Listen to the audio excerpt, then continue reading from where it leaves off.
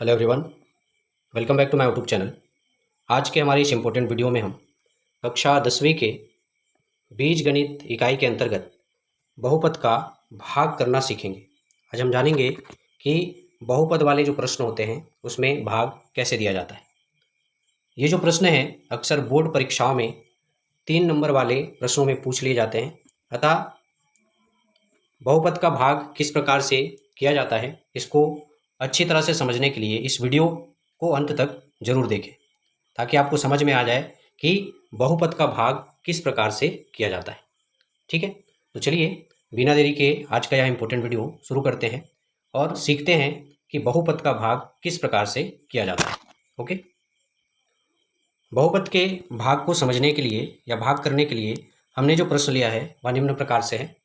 प्रश्न है, बहुपद 2x के घात में 3 प्लस x का वर्ग माइनस 5x प्लस 2 को x प्लस 2 से भाग करने पर भागफल एवं शेषफल ज्ञात कीजिए। ठीक है, ये जो प्रश्न दिया हुआ है बहुपद का, उसमें हमें क्या ज्ञात करना है? तो भागफल और शेषफल ज्ञात करना है। तो चलिए सर्वप्रथम हम जो क्वेश्चन में दिया हुआ है उसको लिख लेते हैं। ठीक है, तो इस क्वेश्चन में भाजक बराबर क्या दिया हुआ है? तो भाजक बराबर दिया हुआ है आपका x प्लस 2। ठीक है, अब इस भाजक से जिस भाज्य को भाग देना है वो दिया हुआ है आपका 2x के घात में 3 प्लस x का वर्ग माइनस 5x प्लस 2, ये आपका भाज्य इसमें दिया हुआ है जिसको हमें x प्लस 2 से भाग देना है। ठीक है, इतना हमको लिख लेना है। ठीक, अब भाग की प्रक्रिया प्रारंभ करते हैं। ठीक है, यहाँ पे x प्लस 2 दिया हुआ है। ठीक है, और यहाँ पे दिया हुआ है 2x के घात में 3 प्लस x का वर्ग दिया हुआ है। ठीक है, इतना हम देख रहे हैं। ठीक, अब इस x प्लस 2 का गुना मैं किससे करूं कि मुझे 2x के घात में 3 प्लस x का स्क्वायर प्राप्त हो जाए। ठीक है, तो इसके लिए हम क्या करेंगे? ये जो x प्लस 2 है उसका गुना हमें करना पड़ेगा 2x के वर्ग से। ठीक है, इसका गुना जब x प्लस 2 से करेंगे या भाजक से करेंगे तो हमारी वैल्यू क्या आएगी? तो हमारी वैल्यू आ जाएगी यहाँ पे 2x के घात में 3 प्लस x का वर्ग, सॉरी यहाँ पे गुना जब होगा तो आपका क्या आ जाएगा? प्लस में आ जाएगा आपका 4x का वर्ग आ जाएगा। ठीक है, 4x का वर्ग क्यों आएगा? क्योंकि यहाँ पे आप देख रहे हैं प्लस में 2 है। ठीक है, तो 2 का गुना जब 2x वर्ग से होगा तो हमारी वैल्यू क्या आएगी? 4x का वर्ग आएगा। इतना क्लियर है? ठीक है, यहाँ तक किसी को कोई डाउट नहीं होना चाहिए। हमने क्या किया? x प्लस 2 से ये जो 2x का वर्ग है, ठीक है, इसका हमने क्या किया? गुना किया। तो हमारी वैल्यू क्या आ गई? 2x के घात में 3 प्लस 4x का वर्ग, ये आ गया हमारा। क्लियर है? अब आगे चलते हैं। ठीक है, अब यहाँ पे माइनस का चिन्ह लगेगा। 2x का घात 3 ये प्लस में है। ठीक है, तो घटाने के लिए हम यहाँ पे माइनस का चिन्ह लगाएंगे और आप देख सकते हैं कि 4x का वर्ग ये भी क्या है? आपके प्लस में है। ठीक है, तो यहाँ पे माइनस करना होगा तो यहाँ पे माइनस का चिन्ह लगा देते हैं। ये हमने माइनस का चिन्ह लगा दिया। ठीक है, तो चिन्ह लगाने के बाद 2x का घात 3 और 2x का घात 3 ऊपर और नीचे वाले दोनों कैंसिल हो जाएंगे, दोनों कट जाएंगे। ठीक है, अब दूसरी जो वैल्यू है ऊपर देखेंगे तो यहाँ पे बचा हुआ है x का वर्ग और नीचे बचा हुआ है आपका 4x का वर्ग जो कि माइनस में। ठीक है, माइनस 4x का वर्ग। अब ये जो दोनों वैल्यू है x का वर्ग और 4x का वर्ग, ठीक है, ये आपस में क्या होंगे? घटेंगे, क्योंकि 4x का वर्ग किस में है? माइनस में, और x का वर्ग किस में है? प्लस में है। ठीक है, तो घटाएंगे तो हमारी वैल्यू क्या आ जाएगी? तो हमारा वैल्यू आ जाएगा यहाँ पे -3x का वर्ग। अब यहाँ पे माइनस क्यों आया? इस चीज़ को आपको ध्यान में रखना है।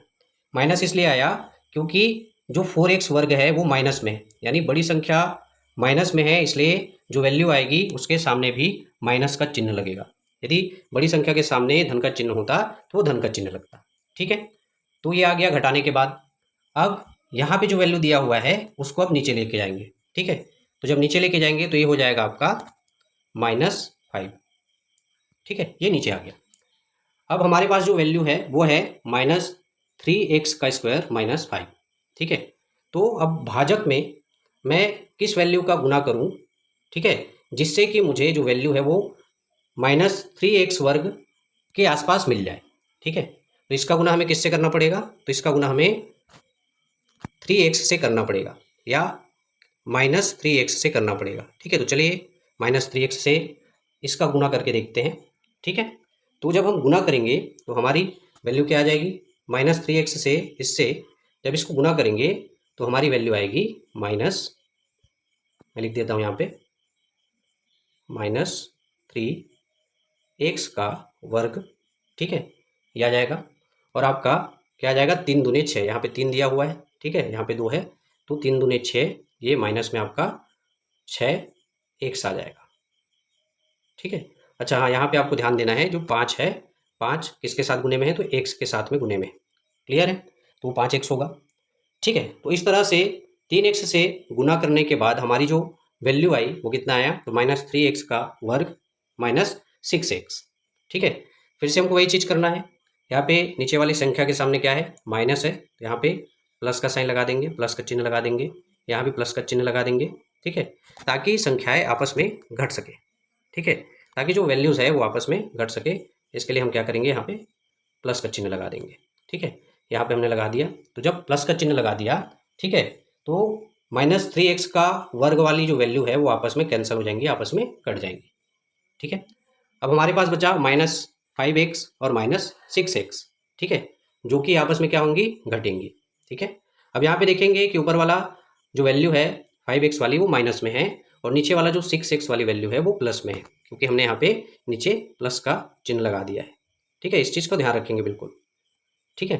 तो ये आपस में क्या होंगे, घटेंगे। तो 6x में जब 5x को घटाएंगे तो हमारी वैल्यू क्या बचेगी, तो हमारी वैल्यू बचेगी x, ठीक है।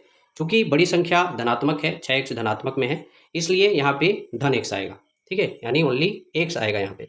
अब ऊपर देखें, ऊपर हमारे पास क्या बचा है, तो ऊपर हमारे पास बचा हुआ है +2, इसको नीचे ले आते हैं, ठीक है, ये हमने नीचे ले आया, ठीक है, ओके। अब x + 2 का गुना मैं कौन सी संख्या से करूं कि मुझे x + 2 प्राप्त हो जाए, ठीक है। तो बड़ा सिंपल सा है, यहाँ पे आपको x + 2 का गुना किससे करना है, तो x + 2 का जो गुना है आपको +1 से करना है, ठीक है।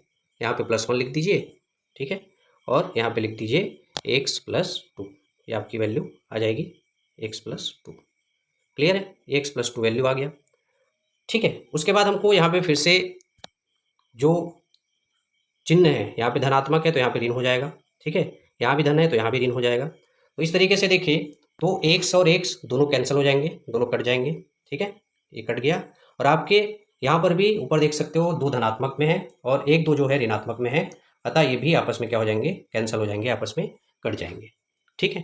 तो इस तरह से देखिए, तो इस क्वेश्चन के आंसर में जो हमारा शेष फल है वो क्या आया, 0 आया। हमको क्या निकालना था, इस क्वेश्चन में भागफल निकालना था और शेषफल निकालना था, ठीक है। तो हमारा जो भागफल आया वो कितना आया, तो हमारा भागफल आया 2x² -3x + 1, ये हमारा क्या है, ये हमारा भागफल है, ठीक है, ये हमारा भागफल है जो हमको प्राप्त हुआ।